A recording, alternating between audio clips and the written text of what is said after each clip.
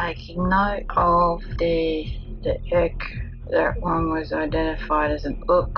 Stress here because I opted for capitals, which is fucked because of the ear complex. I've created the two legos for my work, which is the ik, and the ook is following the same paradigm as the letter N for Nelly, M for Mary, where there is curl here. This one may need further work in future, where it's an extended long straight to show this is a Y string, this is a double E string. Yet the ik is more common. This stemmed from the pattern of quite a number of words which had an ek, also with et, also has a shay. There's a few others, but I just can't remember. These are the prominent ones that stick out at the top of my head. There is a perception of e in the middle of traveling from e to these ending points, and that's why I opted for the e with a dot on it, because of, is that an a or an e? The answer was, without question,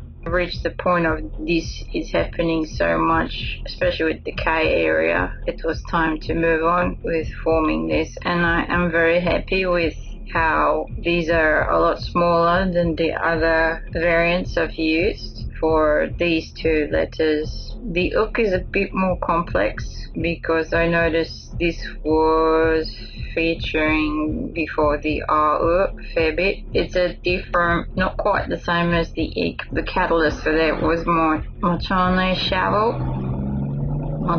shovel, separating that air by needing to acknowledge the it that was here in the middle of it. I keep seeing a 3D type of Rolodex, similar to Solari board, but I saw it as a rotary head, sort of like a typewriter, but this one is sort of like a rotary thing. It feels as though it will be productive to think of this in terms of how do I minimize the number of characters needed to write.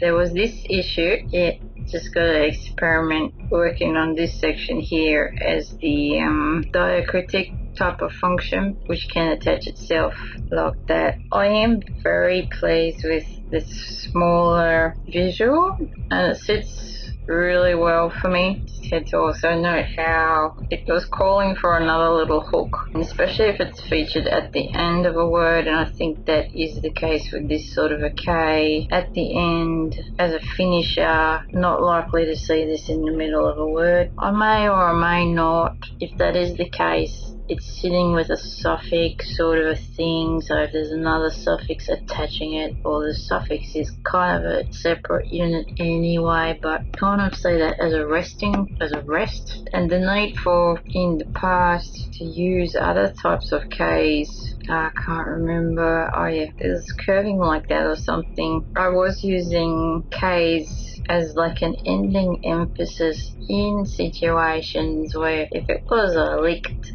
or a looked, or I'm doing that clicky T thing at the end of it, but in my spoken speech just finishes at the K and I don't do the T, and that's when I started to use that.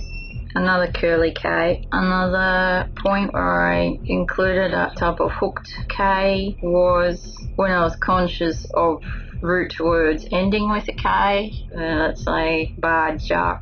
I tagged it with a little thing because of the phenomena of this. You want to say your leg or my leg, and how the K gets deleted, they replace it with the yumushak and the K gets suffocated. Bajaum instead of bajakum. I don't feel at ease there, but for me it's important to acknowledge the K that was there in the first place, and that's why I signified that with the hooked variant. That's why I started embedding that with just a search for K with followed by a space, replace it with this, so that I could just tag all the words that ended with a K. What else?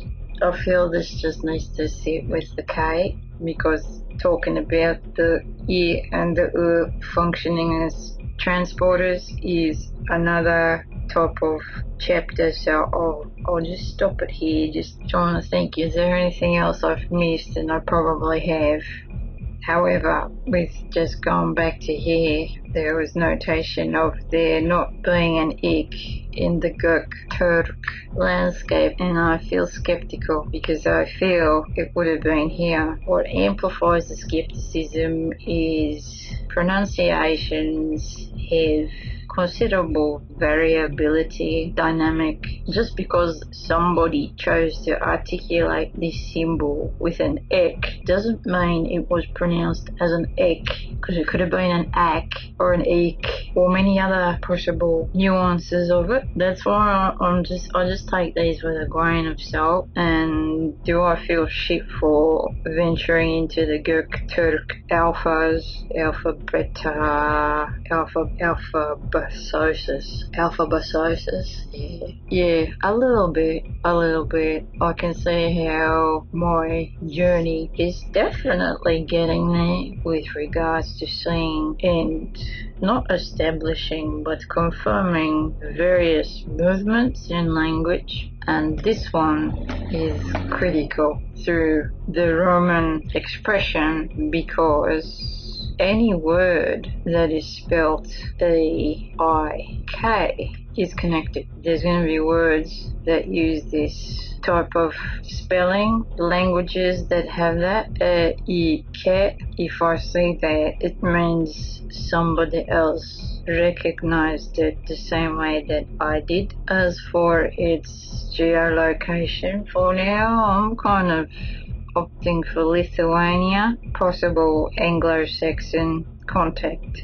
But there's probably other languages that I just haven't had the chance to meet yet. But any language which features that type of spelling through the Roman lens, I'll need to dock as we've had contact. There's another one. There's enough. We've had contact. We've had direct contact. We are from the same pool. Alternatively, this is how I am perceiving. So if you are perceiving it like that as well, if you can see that, yeah, perhaps your language just does the ek thing, but you can say, yeah, well, I one of those little transporter it things in there, because I can see the it in there. There needs to be an it in there, like that. Similarly, if let's say it's a child struggling with the reading and there's trouble, is that an e or an it?